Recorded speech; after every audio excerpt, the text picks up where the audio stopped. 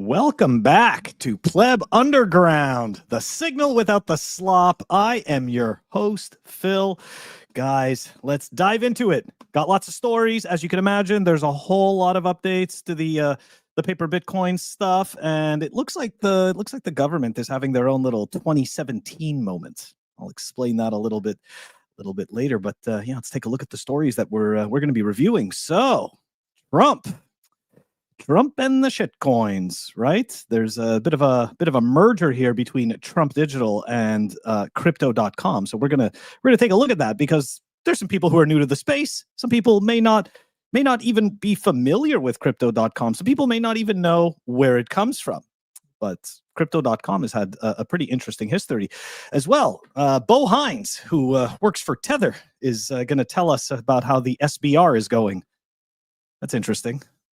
He works for Tether, but he's going to tell us what the government's doing with the SBR. And of course, right? I mean, he was just there and he was just in that role, but it's I think it's just a bunch of can kicking. We'll take a look at what he had to say. What else?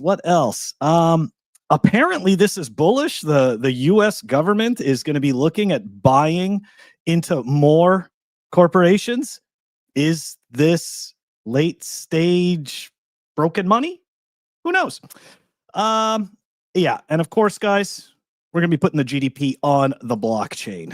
That's right, putting the GDP on the blockchain. Anyways, before we get into all that fun stuff, you know the deal. We're gonna show some love to the Pleb Underground sponsor. We're gonna be right back, and we are gonna get right into it. Here we go. Pleb Underground is sponsored by Archimedes Emporium. Discover the pinnacle of precision engineering, starting with their Bitcoin logo wall clock, meticulously machined in Maine from a solid block of aerospace-grade aluminum, ensuring unparalleled durability and performance. Experience the difference of a product made without compromise. Head on over to Archimedes Emporium. All right, first thing that we are starting with is Francis Pouliot's new little, it's like a little mini project that he made, this pumpdip.com. I actually wanted to show this yesterday, but typical Phil fashion, I screwed that up and did not get around to it. So I'm going to show it to you guys today. And yeah, so look, this is pretty simple, right? You go up to the website and you check if Bitcoin is either pumping or dipping. I actually kind of like this. It's pretty good stuff. And right now we are in a very big dip on the 30 days. However, zoom out and we're pumping. Anyways, good stuff, Francis. I appreciate this. This is some funny stuff.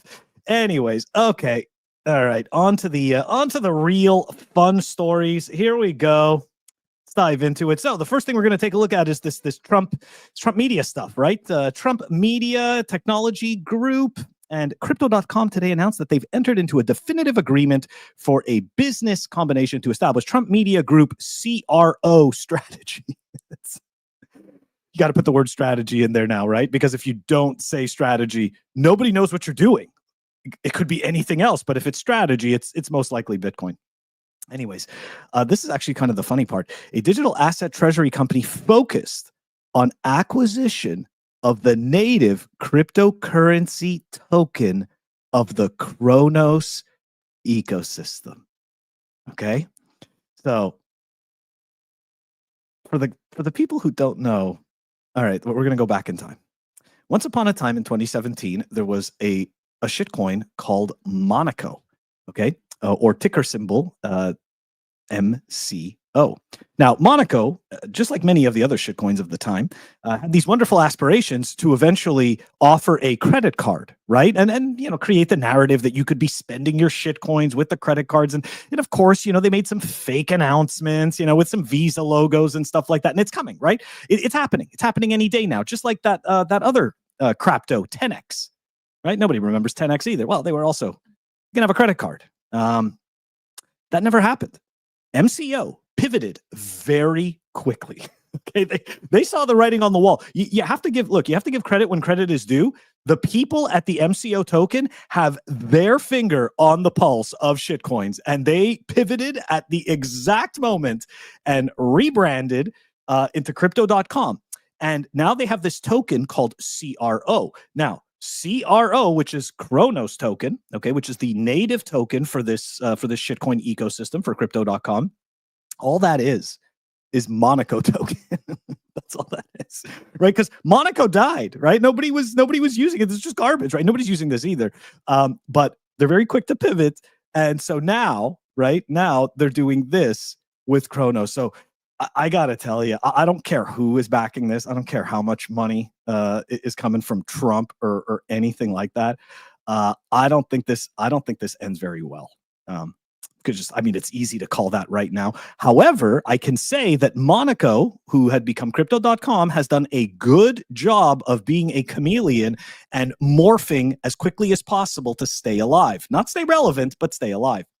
Anyways, they are going to fund this treasury, okay, with $1 billion in CRO token, 200 million in cash and 200 million cash in mandatory exercise warrants, with an additional $5 billion equity line of credit from an affiliate of Yorkville Limited. So, and of course, Yorkville Limited is the company that is merging all of this together. Okay, like this is all coming together. And let's just quickly take a look. At how well Kronos has been performing. Now, if you recognize this pattern, which from watching Pleb Underground, I don't see how you wouldn't recognize this pattern. It's the typical zombie token pattern that's just going down. And of course, guys, I always compare them against Bitcoin because there is no use in comparing them to fiat, right? Because fiat is the moving goalpost, the constantly moving goalpost, because obviously we know that the money's being printed ad nauseum every second of the day. So you gotta use a meter stick that doesn't move. And there we go. There's the meter stick that doesn't move. This thing goes nowhere. Anyways, obviously good luck to them. I'm sure that, a bunch of people are going to be able to claim that they made millions of dollars on this pump and dump. I wouldn't be placing too much importance on it. Anyways, let's move on to Paper Bitcoin Summer, because Paper Bitcoin Summer, I don't know what happened yesterday. It's like even more companies woke up. Let's dive into it.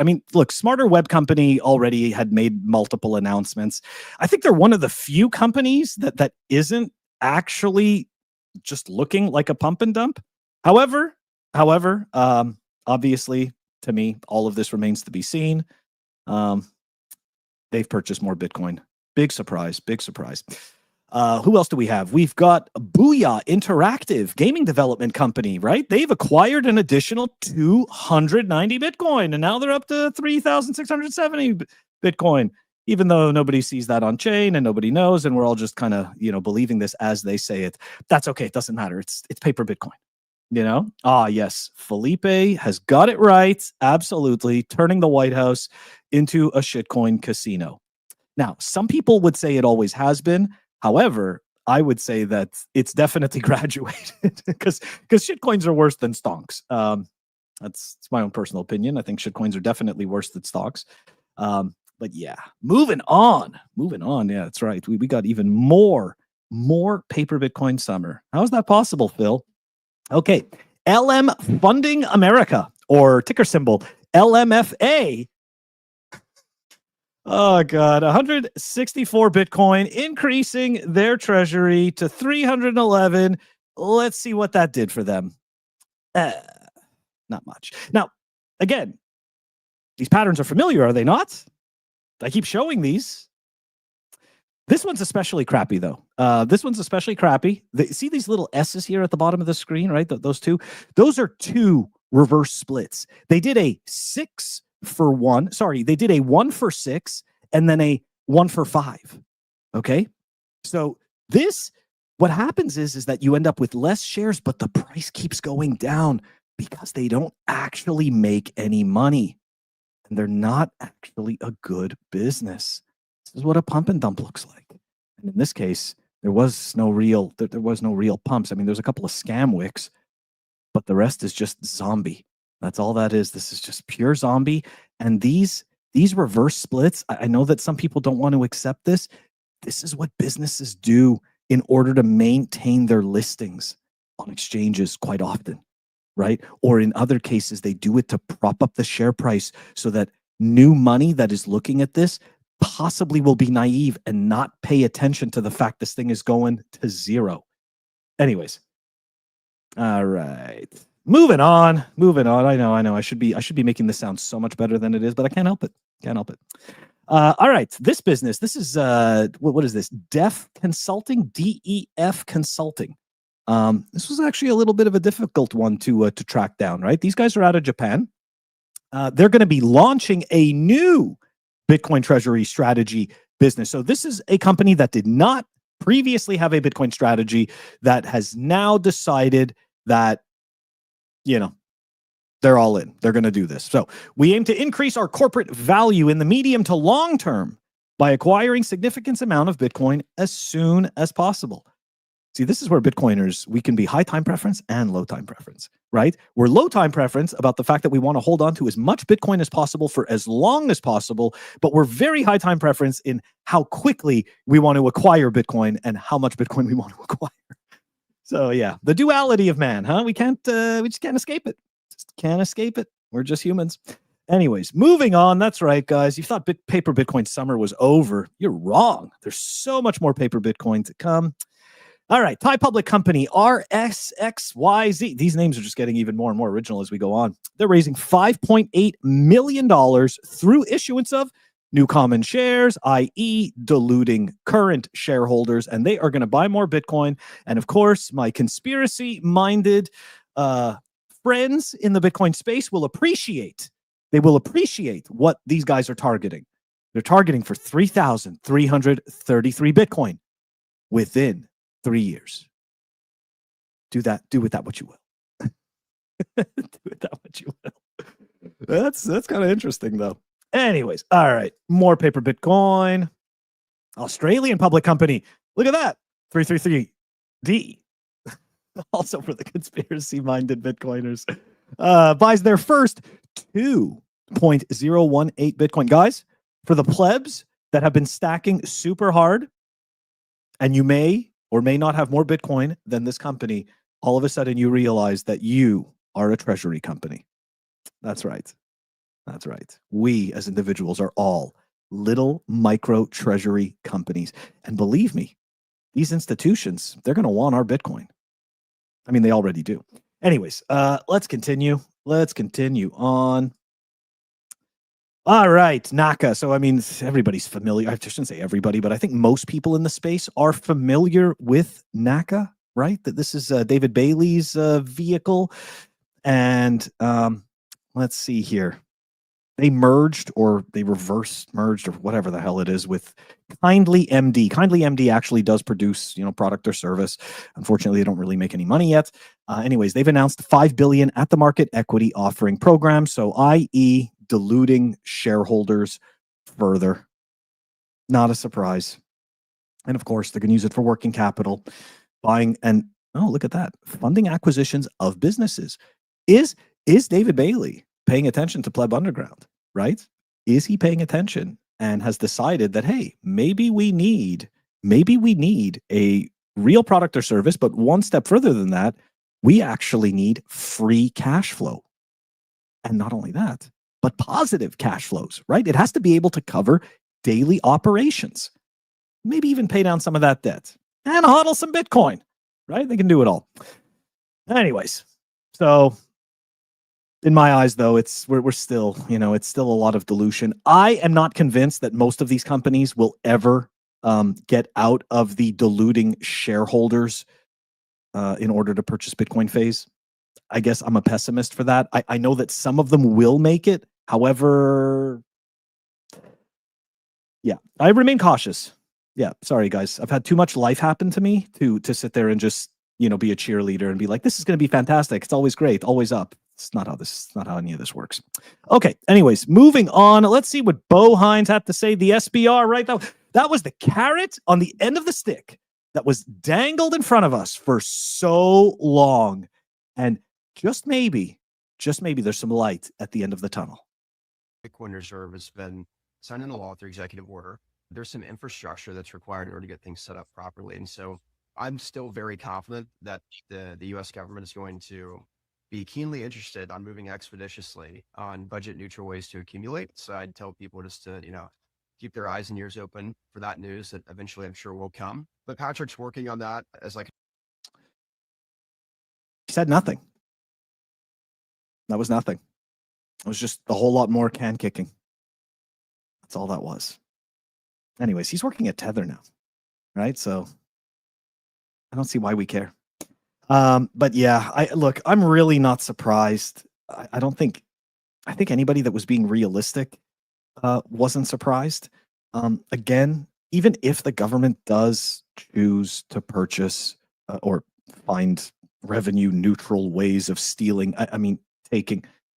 acquiring Bitcoin for the country, it's just a show, right? Like there is no actual plan to pay back this debt. I know that some people don't want to believe this, but you got to understand the entire financial system spawns from debt. The whole system exists because of debt. There is a debt anchor. Okay. Now, of course, as I've said in the past, Bitcoin is the most pristine debt anchor in history. This Bitcoin is going to allow governments to kick this can down the road and produce more fiat products for a lot longer. Doesn't matter. Bitcoin is going to continue to eat value. There's no question. But there's also the other half of it, which is governments can't really see beyond their own power. They don't need to see beyond their own power. They hold the means and the control and dispersion of violence, right? They can direct violence anywhere they want. It's the government. Anyways, not too much hope in that SBR. Again, right? If we see it 100%, right, it's going to pump bags, number go up, all that good stuff. But I wouldn't place too much importance in the government actually doing anything really real with that, with the exception of using it like a one-trick pony. Speaking of one-trick ponies, let's watch this video where Lutnick, this is actually, to me, this was pretty funny. It's kind of like you're watching like three buddies in a schoolyard, who just like discovered some new thing that they're all excited about, right? So now they want to stick it on everything. What am I talking about? The government is taking its data to the blockchain. Two more things. The Department of Commerce is going to start issuing its statistics on the blockchain because you are the crypto president, and we are going to put out GDP on the blockchain so people can use the blockchain for data distribution, and then we're going to make that available to the entire government so all of you can do it. We're just ironing out all the details so we can do it. Patents. Two more things. What? So they're going to put the GDP data on the blockchain. It's going to be available to everyone, but then it's going to be available to the government as well. I don't get that. It's either on the blockchain or it isn't. But either way, it makes no difference. So this is the thing, right? Blockchains specifically, let's just stick with Bitcoin, right? Bitcoin is using blockchain for a specific purpose, right? It actually provides a purpose. It helps to ensure the decentralization, okay? Whereas when you're dealing with a business, okay, businesses have no desire for a slow database. I mean, I used to troubleshoot databases for a living. I never had one customer say, Phil, can you slow that data down? If I could just get that data a lot slower, that would really help. Nobody's ever asked that, right? Everybody wants data faster and faster, number one. Number two, businesses want to own their data. They don't want their data getting quote unquote out there. So yeah, of course, GDP data is publicly available data. However, the idea that putting it on a blockchain is somehow going to make that data, is somehow going to give that data special powers, right? It is somehow going to make that data more impervious to being tampered with or any of that. It's just complete nonsense, right? Because guess what? You in a corporation, you can set up a private blockchain.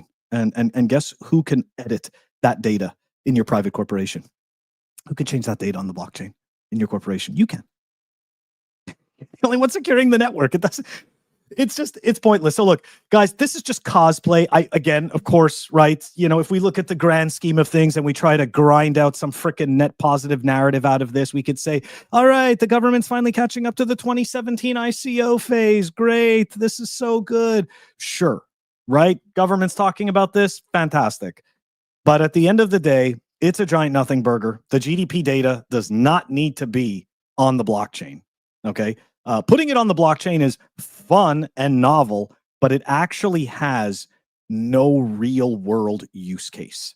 Okay. Like this is putting that data on the blockchain in no way is going to help anyone get more access to this data or provide any more degrees of certainty about the data that is being fed to us. So giant nothing burger. It's just fun for the news. And that's pretty much it. Anyways, guys, that's all I wanted to talk about today. Have a great one, and I will catch you all tomorrow.